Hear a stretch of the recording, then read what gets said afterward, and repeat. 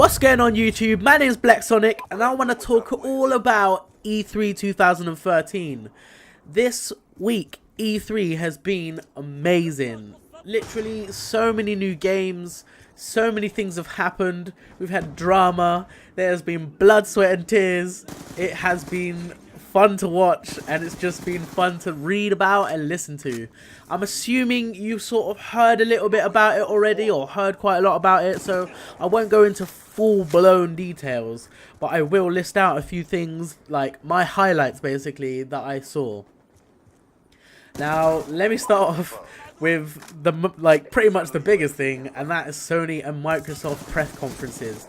They both held press conferences on the Monday, and it was hectic. Like, I really enjoyed the Microsoft conference. I thought, yeah, this is really good. All the games looked amazing. Like, personally, in my opinion, all the Xbox One exclusive games, they all looked a lot better than the PS4 exclusive games. Like, the PS4 exclusive games didn't really look like, they looked pretty and all that stuff, but they didn't really look like strong games. They didn't look like strong titles, whereas Xbox One had Rise and Titanfall. Titanfall I really want to get into because that was amazing. But back to the subject. Basically what happened is Sony went and did their press conference after the Microsoft conference. And I feel like what happened is they sort of looked at the Microsoft conference, wrote down everything that they have done wrong, even before the conference. I feel like Sony have done this just in general. I feel like they wrote down everything that they did wrong and was like, we're gonna do that right, we're gonna do that right. Like, they just did the opposite of everything Microsoft did, and everyone loved them for it. It's the mistake that they're basically what happened last time with the Xbox 360 and PS3. They're basically swapping roles, because this exact same thing happened, but it was PS3's fault. PS3 messed up so badly.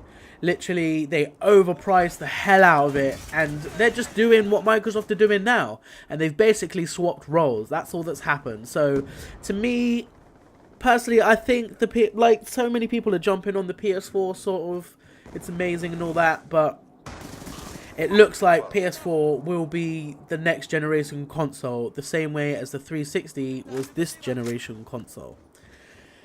Now, there's just so much to talk about. I can't think of, there's so many things in my head, I can't think of one thing to sort of point out properly. But basically, they called them out, they wrote down everything Microsoft did wrong, and they basically corrected it. And was like, even, as I said, even before the conference, they were just saying things that everybody wanted to hear. I don't know how much of this they can back up, but a lot of it seems quite too good to be true. The PS4 is going to be £349, which is $399, and that's supposed to be for a 500GB model. That is very cheap. That is I can't explain how cheap that is. That is very cheap, especially compared to the Xbox One.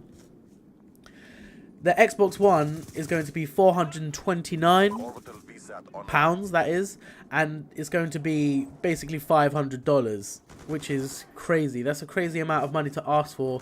It's actually a fair price for what it is, but because there is that competition that is so much cheaper, it's just, they have to find a way to beat it. Now, also, another mistake that Xbox made recently is they decided to talk to IGN, and IGN said, what are you going to do about having to check online and things? It's clear that gamers do not want this. What are you going to do about it? And their response, which is the worst response they probably could have ever come out with, because everyone's still hating for them, everyone's still hating it now. Their response was Xbox 360. If you want to play an offline console, etc., get an Xbox 360. Who is going to pick an Xbox 360 over a PS4? That makes no sense. You're telling people to stick with the current gen when everybody, everyone who is anyone, every gamer is looking to buy a new console this Christmas. That's the silly thing about it, and I don't understand, but Microsoft, they've had so many hiccups, and that is basically what's lost them this E3. Personally, I feel like they have lost this E3, which could mean they have lost the year. They have room. I'm not going to say anything now because nothing right now is set in stone. They could retract everything they said at E3 if they really wanted to. Nothing is set in stone until nearer the release date, until they start like mass making these consoles, which they haven't done yet. They've already said they haven't done that yet. So basically, that guy just committed suicide for no reason. But yeah, basically, we can't say anything because they can still turn around and be like, oh, actually, sorry everyone, we're going to do it right. Even though I'm still not sure if that will be enough because so many people are so angry right now. I'm really not sure if that will be enough to sort of get gamers like, yeah, we'll let them off, let's just pay for the Xbox One. Because they're not going to, I don't think they'll make it any cheaper. It will always be £500 because the technology they've put in it, along with the Kinect and everything, like, it's expensive. Like, all that stuff is expensive. But someone brought something up, what I thought was personally, like, a good idea. Because the PS4, you now have to pay £5 a month to play. It's exactly the same as Xbox Live. You have to pay if you want to play any multiplayer games. If you want to go online on Call of Duty, if you want to go online Battlefield 4, anything like that, you have to pay £5 a month. Which is quite a lot to some people, but obviously for something that was free. But that is a big reason of why it is now cheaper than the Xbox One. Now, something that I thought Xbox One should have done is gone, hey, let's give them 1 year, 2 years free Xbox Live. If they're going to make it that expensive, at least give them something. Give them something. Make it that £100 more, $100 more worth it. Make that $100 worth it, basically. Like, they're going to be choosing a console this Christmas. They need an incentive. You can't just say, here's the console, here's how much it costs. You don't like anything about it, but pay for it, please. Like, it doesn't make any sense. Now, I want to get into some of the games. I saw Titanfall, I saw Rise. There was a lot of other games, but I want to talk about exclusives. The exclusives looked amazing. As I said before, the Xbox One exclusive looked a lot better. All of their exclusives looked a lot better than the PS4 exclusive. That's the only thing they have going, in my opinion.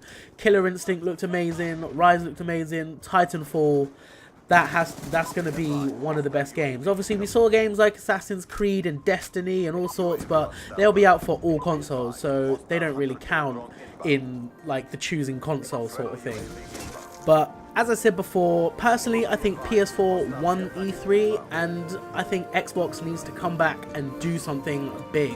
They need to give us Xbox Live for 2 years for free or something like that. But let's hope they actually do something about it, because their games look amazing. That's the end of the video, guys. Please leave a like, and also please leave a comment. Let me know who you want to win, basically. Let me know which console you'll be getting, and let me know who you thought won E3 for you personally. Leave a like, leave a comment, and please subscribe if you haven't already. Thanks for watching, and I'll see you in my next video.